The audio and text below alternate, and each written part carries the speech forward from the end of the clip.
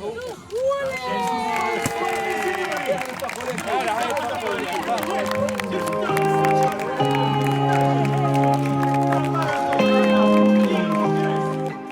id-daqqa tal-ballun miċ-kejken Kejn de Battista li qassam lill-President ta' Malta George Vella bdiet il-maratona ta' 60 siegħa ta' futbol u volleyball b'risq Puttinu Cares fil-kumpless sportiv tal-Marsa. Wara jiem b'temp iswed u xita, il-maratona bdiet f'atmosfera sabiħa fil-preżenza ta' bosta tfal minn għaqdiet, skejjel u timijiet differenti. Fisem il-poplu Malti, il-President Vella taħar lil kull min jagħti is-sem tiegħu biex tirnexxi il-maratona ta' Puttinu u qal li kull kontribuzzjoni li tingħata tissarraf konfort għal qraba tal-morda u hija ġest ta' imħabba.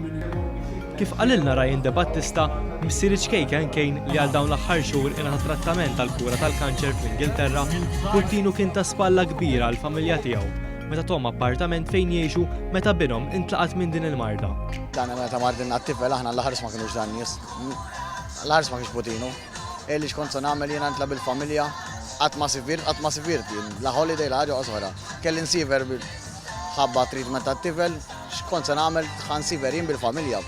Il-Viċi President ta' Puttinu Cares, Angel Kuxkiri, qalet li l-25 appartament li l-Fondazzjoni għandha fiċ-ċentru ta' Satim mhumiex biżżejjed għal pazjenti kollha li jitilgħu għall-kura l-Ingilterra. L-għan ta' din il-maratona huwa sabiex inkomplu niġibru fondi biex tinxtara dawn il-blok bini appartamenti fiċ-ċentru ta' Londra. Sfortunatament ir-rata ta' nies li qed jitilgħu għall-Ingilterra għall-kura kull sena qiegħda tiżdied u bħalissa bejn 60 u 90 pazjent qed jitilgħu l-Ingilterra kull xahar. Il-maratona se tibqa' għaddejja sal-ħadd u tinkludi attivitajiet għall-familja kollha, kif ukoll bejgħ ta' bosta oġġetti u rkant ta' affarijiet iffirmati mill-leġġenda tal-futbol Roberto Carlos.